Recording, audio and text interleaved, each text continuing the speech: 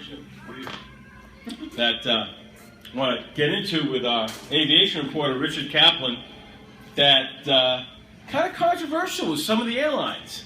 And to fill us in, to talk about this controversy, which surprised even some of our very own staff members, let's give it up for Rich Kaplan. Thank you. Thank you. Thank you.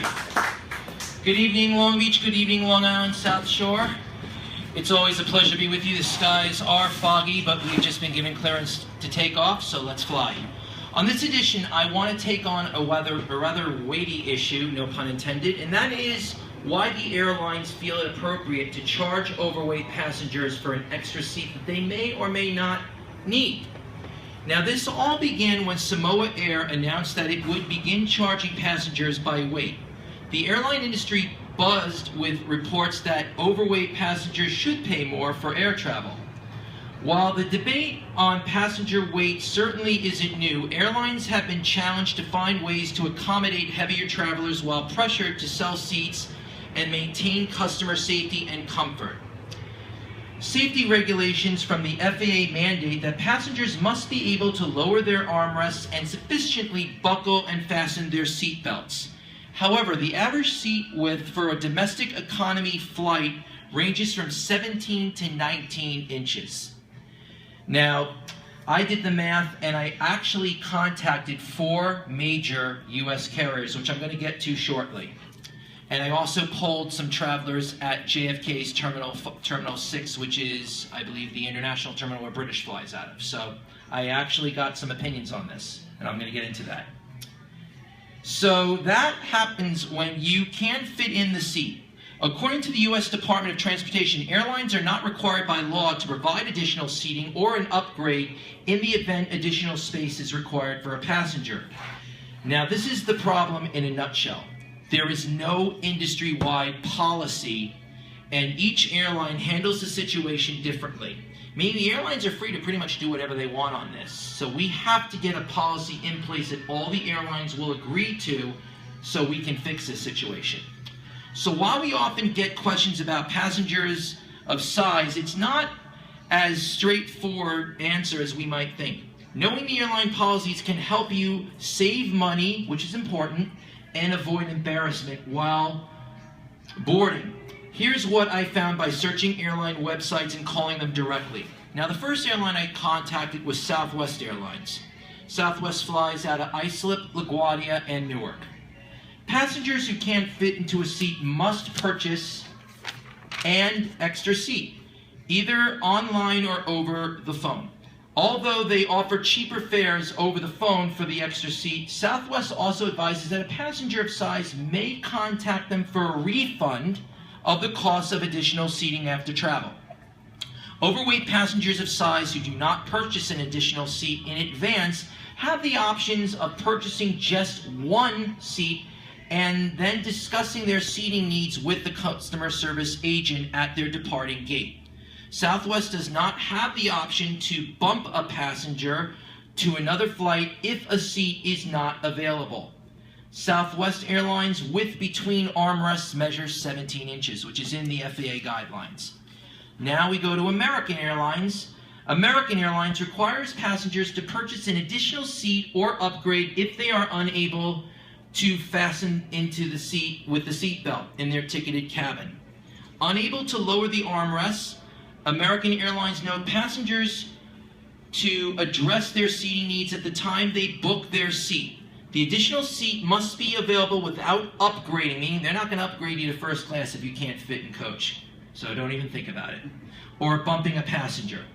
The average length of an economy seat on an American Airlines jet is 17 to 18 inches, which is a little bit better than Southwest.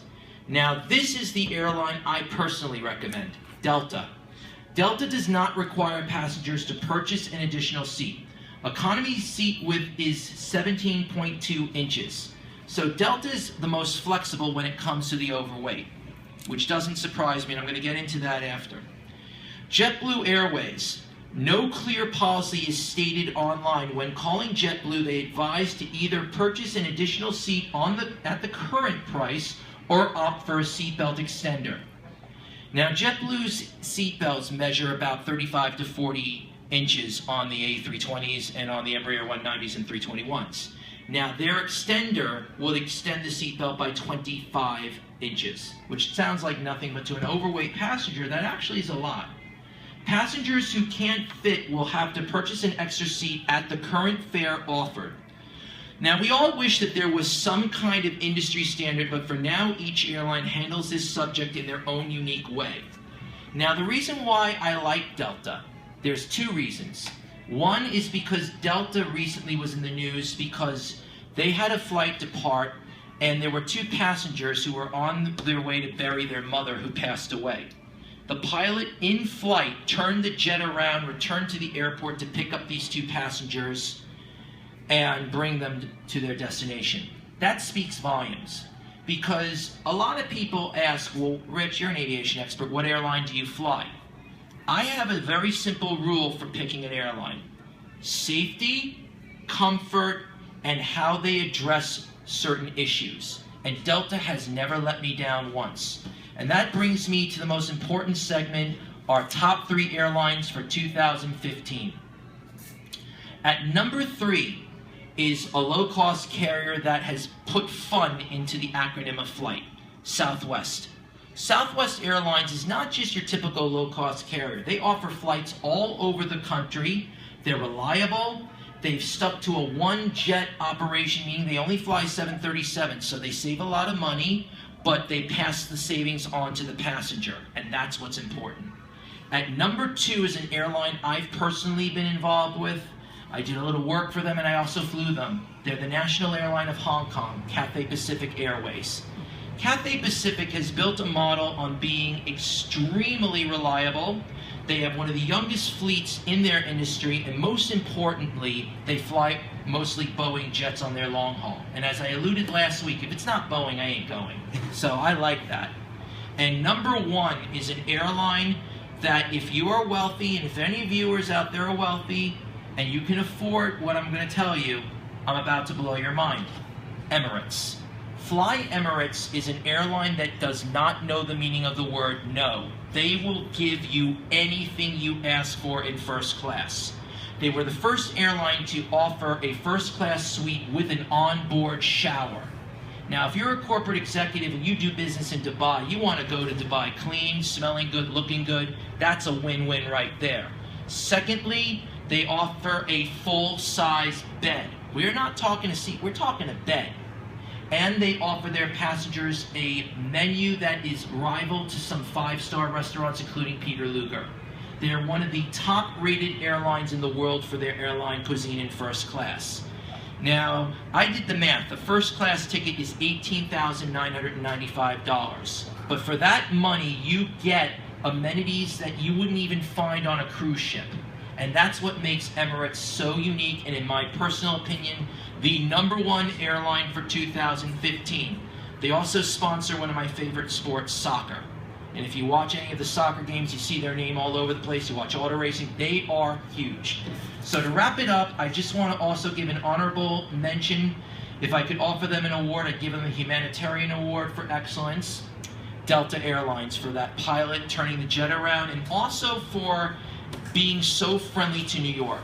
They are one of the best airlines going. I love them. I thank them from the bottom of my heart for everything they do.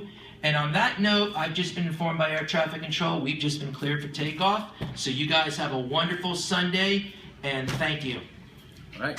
Great job, Rich.